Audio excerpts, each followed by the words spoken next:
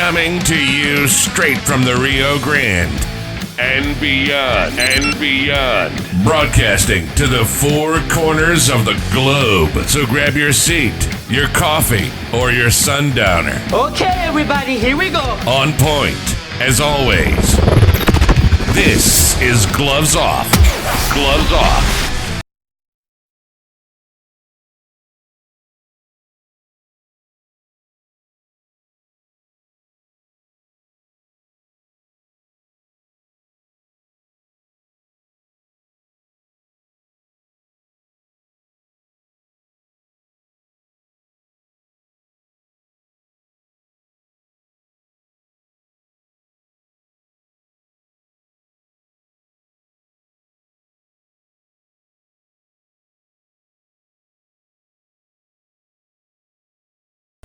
Back at you in Gloves Off. I'm Paul Buitrón, and today I have a great guest. He's a true bone roller, one that was in the ring, a great Tejano. Folks that follow boxing will know who he is. He's one of the best in my not because he's here, but in my view of the boxers of Texas. It's known as Baby Red Palacios. How you doing, Delio? You doing good? Good to see you. Just fine. Good to see you too. It's been a while. It's been a while, yeah. But you know, it's like friendship's always been the same way. You know? Yeah. Exactly. Yeah. And that's what you know. For the folks out there, because there's a lot of you guys that watch the show and stuff. You fought. You were one of the best that Texas produced. Thank you very much. Thank you. And people say, you know, they didn't mention you. And I want to talk a little bit about how it was when you started, how it was training. That out there for the young guys out there that are thinking about going into that road, which is a great road. We've all done it. It takes a different character. Mm-hmm. And what we did afterwards, where Delio's now. Okay? Mm-hmm. So tell me, how was the first, how can I put it, the first time you were taken, you stepped up in the ring? How old were you? I was 10 years old. I'm full of fear. My first fight was at the Ben Garza Gym in Corpus Christi, Texas, at the Bronze Glove tournament that they had. I was back in '72, probably somewhere through there, you know. And it was a tournament that I entered, of course. You know, a lot of fear in me, you know, but we went up there and fought, and, you know, I ended up winning the tournament, you know. And I never forget my first fight that I had, right? So the bell rings, boom, we go out there, you know, and it's 1 minute rounds. And then, so, boom, there we are, we're slugging it out, boom, boom, boom, boom, boom. Yeah. You know, I come back to the corner, and that was amateur boxing, and back then, you know, it's an amateur boxing, and they didn't have stools for us to sit down, you know.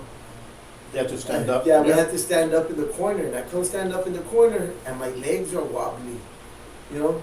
And I'm like, well, I don't know why, but my legs are wobbly. And I go do this, okay, so I go the next round, boom, boom, boom, boom, boom.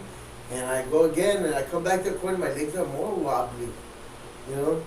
And then third round comes, boom, boom, boom, boom. I go out there, man, I can hardly stand up when I come. Thank God I won the fight, you know. Yeah, and then me and my dad talked about it, but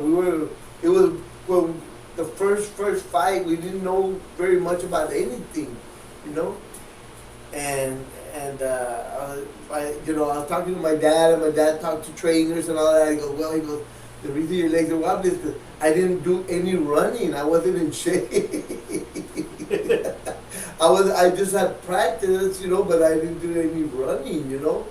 So we found out, you know, about that, and despacito, we went getting better and better and everything. But it was, I never forget that was my first fight. I had two fights. It was a Saturday, it was over the weekend, and that was a Bronze Gloves tournament in Corpus Christi, Texas, and it was hosted by Ico Gonzalez. Yeah, a lot of people know Ico. He fought pro a little bit. He did some professional boxing, you know, and I still remember I remember the guy's names that I fought my first fight. I can't remember the first name, but one of them was named Cadena, and the other one was Molina, right? That they were, and you know, it was a great experience. You know, I still remember those two fights. You know. You know, people remember them, and people remember who you fight and when it was and what occurred, and you remember the faces. You remember the other groups that go out there, and you start. It's a different atmosphere, but it's the one of camaraderie.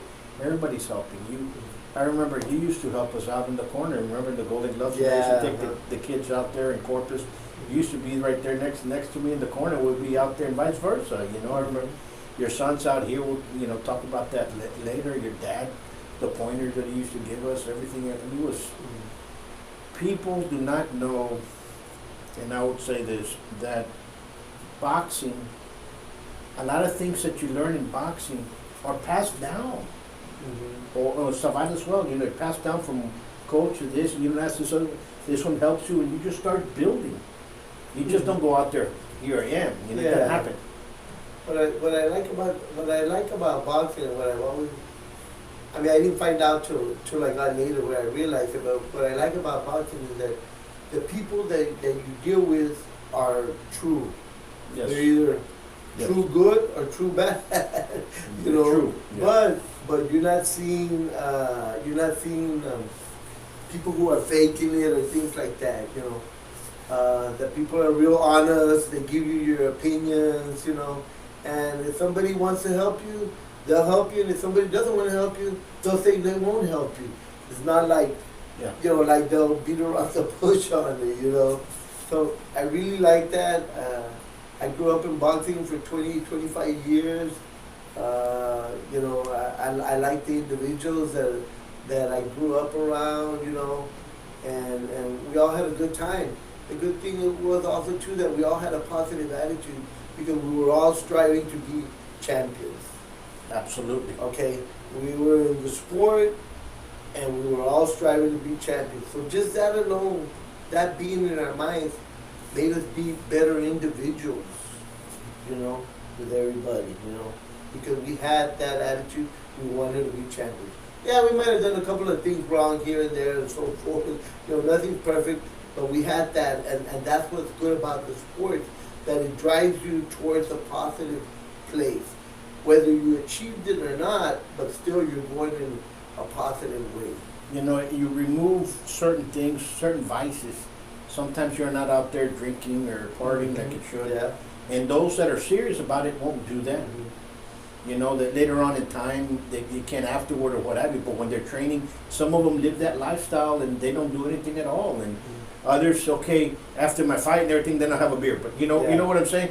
It try to keeps you in a direction that I understand. It's in a positive, caring for everything that's around you, for your physique, for your sanity, for your fellow boxers, for your team, for your coach, everything. Yeah, I mean, we're all different individuals, right? Yeah. Teachers, doctors, boxers, wrestlers, we're all different individuals, you know, and we're all just as good as everybody else is. However, though, you know, the boxer on the other side comes from a little bit more rustic environment. Not rustic, but a rougher environment that they come from. So the boxers, not the boxers, but the physicians or the teachers or the engineers, they're already, when they're there because they started and they had a good environment to come from. The boxers or, you know, wrestlers, our environment is a little bit harder. Okay, but the good thing about the sport, again, like I go, it gave us a way to think positive. You know, other than just thinking, I'm gonna go have a beer or I'm gonna go do this. But we had a positive attitude, even though where we came from might not have been all that great. And that's what's good about the sport. And not only boxing, but all sports, you know. In general, yeah, no, you're correct. Yeah, in general. You're correct. How many, as you were an amateur, I'm pretty sure you fought in the Golden Gloves and everything else and won those. And when did you start changing? Because around the 80s, you were a U.S. hopeful, right? You were. Yeah, I went to the. I was the Texas Golden Glove champion and lost in the semifinals in the National Golden Glove in the 80s, and then and that was the year. That was 1980, and that was the year that the United States was in conflict with Russia, and the Olympics were being held in Russia. So Anyway, I had always wanted to go to the Olympics since I was a kid. I used to dream about, going to the Olympics, And anyway, so I said, man, when I won the Texas Golden Glove, I go, oh my God, I got a chance to go into the Olympics. I'm a hopeful. I might be a hopeful. So I went, and I went to the National Golden Glove, lost in the semis, right? But when I lost in the semis, that doesn't allow me to be an Olympic trials participant. So my hopes were cut off right there, right? Because so then what we did is we went to the Western Olympic trials, which is the western part of the United States, right? So I went to that, and on that one, I won that one. I had 5 fights in a row, 5 nights in a row against some of the top guys in all the United States. So when I won that fight right there, that tournament, that allowed me to be an Olympic trials participant or a hopeful, right? Right. And man, that was like, golly, I was on cloud 9 on that. Yeah. The Olympics that year were being held in Russia, and even though I knew they were going to be boycotted, but still, I'm one that could participate. Sure. People, the ones that can go to the try out for the Olympics, there's only a total of 8 people that can try out for the Olympics in that particular year, which is the National Golden Glove champion or the National AAU champion, but they don't have AAU anymore, I don't think. And I thought it might be something else. And then they had the runners-up that would also go. Sure. And then they had the Western Trials champion and the Eastern Trials champion. And then the governing body of boxing selected 2 boxers that they thought would also could go. That's the total of 8. And So that's what will make the team. And during that time frame, those that were ready to go was like you and Donald Curry and all those guys up there. Freddie Roach was also another one in that time frame. I was up there when we were up there. Donald Curry was up there. Steve Cruz was up there. We had a really good Texas team on that year. There was a lot of good fighters. Jesse Benavides too, also from Corpus, was up there also too. So, it was a great experience. It was a great experience. After that, what happened? You just decided to go pro, and how was that? Yeah, I was 17 at the time when I went to the trials, Olympic trials, and after that I said, well, you know what? I didn't want to stick around for another 4 more years, I said, because it's tough to make it, It not only takes skill and luck, it takes for God to come down and say, you're the guy. Takes a lot of things to happen for you. I said, you know what? Hey, I'm gonna go pro and let's see what happens on that. And how was that? How was your first experience pro? And then we'll talk about the differences, but what was the first experience pro? Yeah, pro fighting is a totally different ball game. It sounds funny, but it's true. It almost has nothing to do with amateur boxing. Okay, because amateur boxing is very regulated. There's a lot of safety, a lot of protection. The gloves you use are different. Professional boxing is almost like bare knuckle. And the rules are different, though when they apply them only. So it's a lot different. And once you start involving money in the sport or anything, everything changes. And not only the things in front of you, but everything else that you don't see happening behind the curtains, But that's part of the game. No, you're right. I was involved in pro boxing as an official for many years. You know that, and I just there was something that happened. I love the sport, and I just said to myself, you know what, I'm not going to renew it next year. And even though some of the commissioners said, well, come back and let's do this, I just said no. I was too much into business. I just left it. Maybe one day I come back. Maybe one day we'd go pursue it. But just something happened. I just said to myself, no, it ain't gonna happen. Yeah, I think if we're in the business, pro boxing is the business of making money, okay? And amateur boxing is in the business of building character in young individuals and helping people out, Absolutely. And Absolutely. and that's where it's so good, Absolutely. Once you go pro, everything is a different ballgame, Exactly.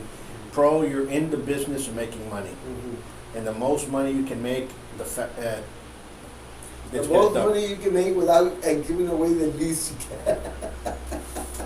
Because and a lot of people don't know that when you have a smoker, you have a competition, amateur and pro location, the rent's there, the advertising's the same.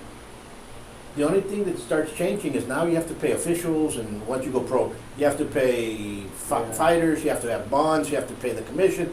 There's other things that occur here. Here, to start up and get it going is what's going to cost you. And if you have a space and a location, and so that's where the cities and some municipalities come in and help, and they help out a lot with that. And now they started doing it here, which we had. We had several back in 2000. From 2000 to 2003, we had a lot of boxing that we brought. Yeah. And you all helped out tremendous. I remember that very much, as well as Sabat stuff. Right now we're talking about boxing. So, in talking about pros, talking about pro fighters, which was the fighters pro that you remember the most, and the fights that you remember the most?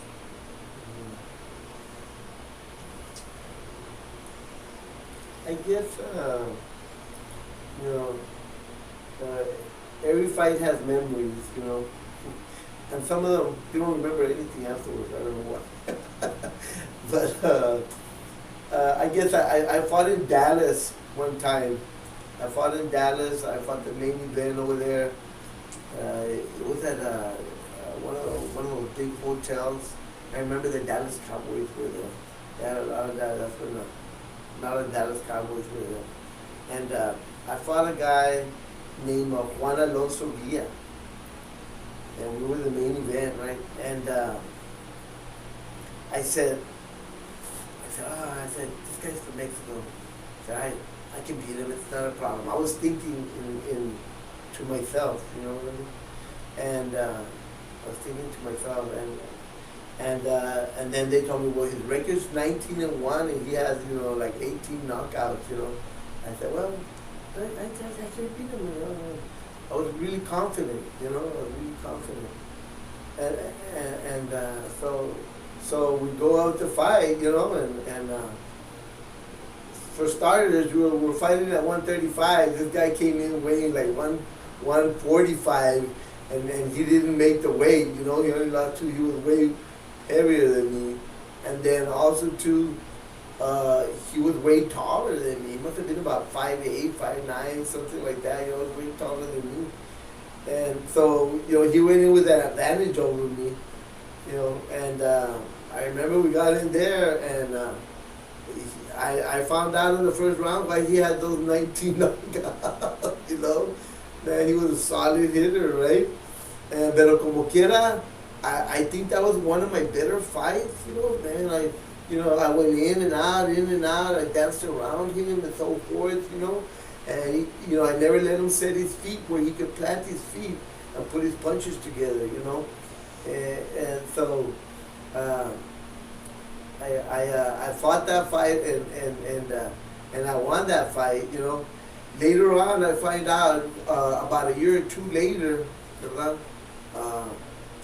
this guy ended up fighting, these names are probably not familiar to people, I know, because we're talking in the older age. But he ended up fighting for the welterweight world championship against Marlon Starling, Yeah, back then Starling, welterweight yeah. champion. You know, and I go, wow, I fought this guy. This guy fought for the championship. I beat him, and I'm still here. You know, but hey, you know that's life the way it is. You know, sometimes, you know. But that was a tough fight, and that was one of the guys that probably hit the hard that has hit me the hardest. You know, it was a very tough fight. Mm-hmm. What other one would you say was one that you learned a lot from? I had a fight with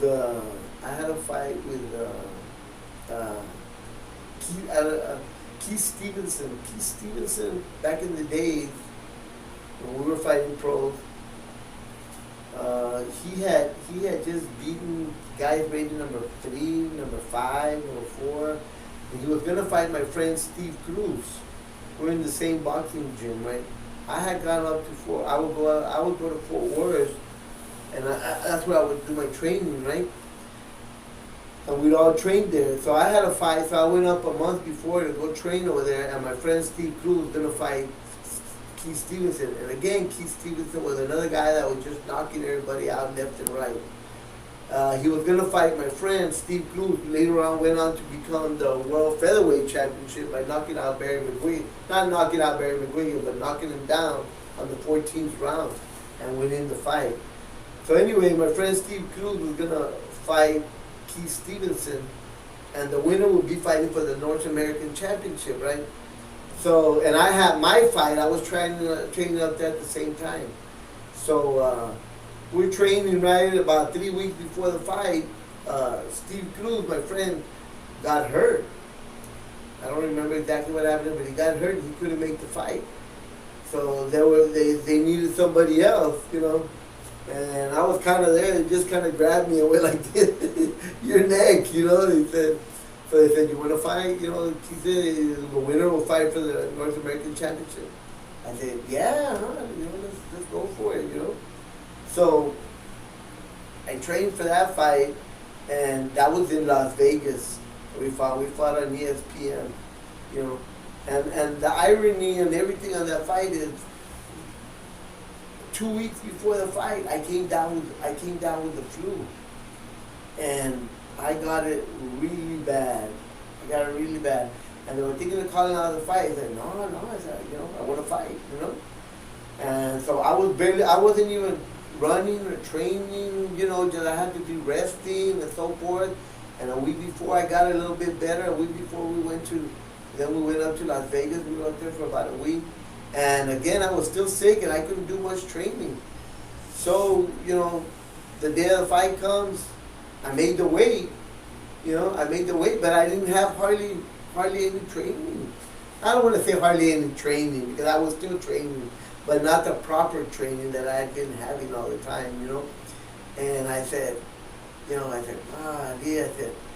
made the weight, he made the weight, this guy's been knocking out everybody, I've been sick, you know. So when you're going to fight somebody, your mind plays tricks on you, you know. Yeah. You know, your mind plays tricks on you. So I said, oh man, I said, well, let's go. I go, okay, we're going to fight. So I made the weight, he made the weight also too. And I go, I remember that first round, I said, before the bell rang, I said, God, please let me make the first round. Don't let this guy knock me out the first round. It'll be an embarrassment for me. Because I was like, I didn't know how good I was going to perform. I hadn't been working out, you know. So, they signed across, go out the first round, boom, boom, boom, we started going there. I did pretty good the first round, you know. I came back there, I remember I sat on the stool, they telling me everything, and I'm thinking, listening to the instructions, I'm going, God, thank you for the first round. I go, please don't let him knock me out in the second round either, you know? And I said, don't let him knock me out. I was thinking he was going to knock me out because he's been knocking out everybody. So I go out there the second round, you know what? I did pretty good too, you know? I came back, the third round went by, I did good. The fourth round I came back, and I'm going, I'm still going, hey God, help me God, I wanted this all my life. Please don't let this guy knock me out. And that's what I was asking, for him not to knock me out, not for him to beat me, right? So anyway, I went the fourth round, I did good. I went the fifth, sixth, seventh round. On the eighth round, boom, I hit that guy, I stunned him, I put him on the ropes, I had him on the ropes, I had him going, almost put him out. I came back and sat on the stool, they round. I said, I'm gonna kill this guy. I got him, I'm gonna kill him, So what happened? So anyway, I went to the eighth, ninth, and the 10th round. I ended up winning the fight. Okay, I won the fight. I don't know what the odds were. 10-1 or whatever against me. So I did end up winning the fight. It was great. So I got to fight for the North American title. So as a matter of fact, which was my last fight. So I beat him, it was great, everybody, hey, this and that and so forth and all this. So okay, so we went up to the North America, we fought for the championship in New York City at Madison Square Garden. I had always wanted to fight in Madison Square Garden, that was my dream. And I fought all over the United States, everywhere, California, South Dakota, Florida, all over. But I never fought in New York City. And I always wanted to fight in Madison Square Garden. Sure. I said, man, a dream come true for me, Man, so I was excited, I was really excited. So, we started training and all that. We took off to New York we were up in New York for about 2 or 3 weeks before I fought, because we had to do interviews and so forth, right? And those 2 or 3 weeks, I tell people that I was up there in New York City. More stuff happened to me. I've traveled all over the country, everywhere, and more stuff happened to me there than has happened to me all over the country, okay? But anyway, we were up there. I fought a young man named Jose Vidal, and I ended up losing a 12-round decision to him, and I lost. It was a good fight. I lost a 12-round decision, but it was a dream come true for me. I fought in Madison Square Garden, the main event. I was like, wow, I was in awe. Okay, and I still am to this day. To have the opportunity to do that, I wouldn't have been able to achieve, or I haven't been able to achieve that, a higher peak than that in any other thing, than Right. this sport. No, well, you were, like I said, and I say it again, you're one of the best that Texas brought. Thank you, And that's and there's a lot of great boxers out there that but you're there, and people that know boxing remember you. Mm-hmm. They know you, and it's something that cannot be forgotten, and that your father brought that into you. Yeah. And your father passed that not only to you, passed it to your son as well. I remember we used to take guys all over the place, and I remember the first time I met your father, and 'cause I met your father before I met you. It was '97. It was my first. Yeah. It was my first fight that I took people to fight. '97, and it was in Waco. Yeah. It was in Waco, and I'm up there, and I took 2 girls to fight because the people that were gonna come in, one from Killeen and one from Austin, were gonna bring in girls to fight there. So I brought my girls to fight in Waco, and your dad was right next to it, and he was talking. I can't remember who he was talking to, and he said something, and I said, and I asked him where you're from, and he tells me, and he said, no, we started talking, and then just kind of like, give me a hug and everything, and he was there, and then later on that there was a 4-day tournament, and later on I met you, and that's just the way it was, and God has him in a good place. boxing was our life, you know, Yeah. mine and my dad's, and it was really good because my dad helped so many kids.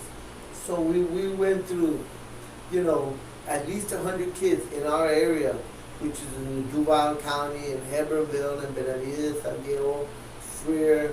We helped, well, I don't want to say we, my dad helped so many kids because not only did he train them, he also counseled them at the same time and told them about, you know, hey, don't be doing this and so forth, you know. And that's what this is all about, you know. You don't look at it as that, you know. I was growing up, I didn't want to be a teacher. And then you end up being a teacher. And then you end up being more than a teacher. Then you end up not only teaching, but you're also teaching stuff about life. Hey, don't do this. Even I'm teaching you more like the experiences, you know, that have happened and you see and everything else. Hey, and some listen, some don't. But those that listen, maybe they don't become champions. Maybe they don't go up to the whole thing, but they become good citizens of society, and that's what it's all about. Yeah. You know, and that's what it's all basically. You know, one of about. our biggest paybacks, or one of my dad's biggest paybacks, and everybody who helps, you know, is that everywhere my dad went, hey, Mr. Palacios, hey, Mr. Palacios, hey, Mr. My dad would, anywhere there in Duval County, Hebbronville, all the kids adored him. Hey, sir, how you doing? Hey, sir. We're making good people. And how are we doing it? We chose the sport of boxing, but we're really doing it by helping others. You know? Absolutely. You know, that is the key of helping, whether it's boxing or whatever it is, you know, but it's that. And it brings so much joy to you when I saw all these guys, you know, go up and, hey, Mr. Palacios, how you doing? Hey, I felt proud of you, man.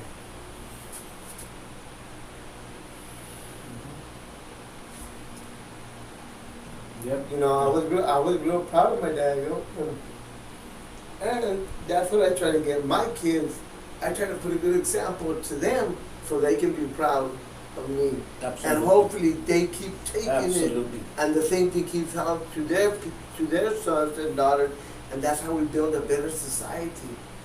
You know, Absolutely. by us making the change, not enforcing it on other people. You know, I'm going to agree with this doctor. He's a psychiatrist. His name's Jordan Peterson. And he goes, a person that says that he wants peace is really a harmful person.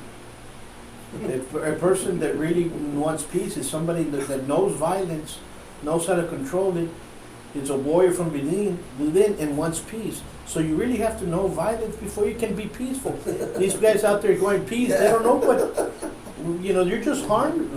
And the sport of boxing, savate, wrestling, those combative sports teach that. You teach a kid how to punch or a girl how to punch. You teach them to have respect when they go inside. They respect each other. I'm just not going to come in here. I'm not going to beat you up because, well, guess what? You want to act that way? Out the door you go. Mm-hmm. And you can't. You want to do. And you remember we talked a lot. You know, in the first years, I'm against drugs. You do drugs, out you go. Yeah.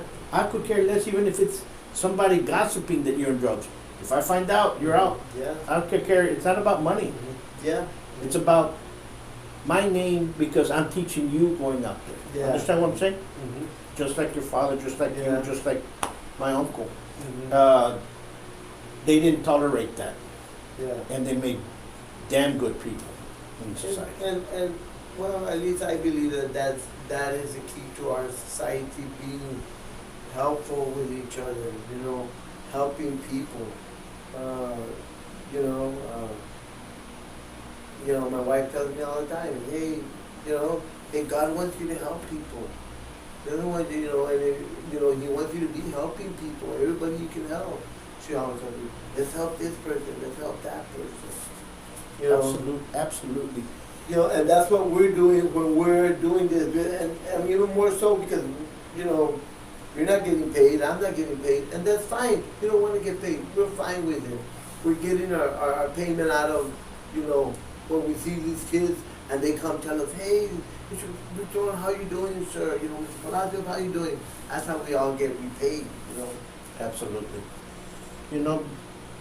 Brother, What would you like to tell folks out there before we close? What would you like to tell them out there? About this. Hey, we make t-shirts. I have a business and we make t-shirts. We do screen printing, right? And one of our models is we have the shirts says "Ponle." For some people who don't understand Spanish, that means Go for it. Go for it. Ponle. Ponle. And if I were to tell anybody, hey, ponle, okay? Go for it, do your best, and God will be with you, and everything's going to come out right. Absolutely. That's a beautiful message and a damn good one that everybody, we're going to leave you all with this way. And people, you need to understand one thing. We have to start extending a hand to help others, more so now than ever. COVID brought that to us, and our communities need to stick together. And if you got an idea, you're doing damn good, like you said, ponle. It's absolutely great saying. I want to thank you. Thank you so much for having me on here, Paul. I really appreciate it, and We'll continue, and we'll continue it, and there's a lot of things, and always in remembrance. And folks, we'll leave you with this: stay in peace. Till next time.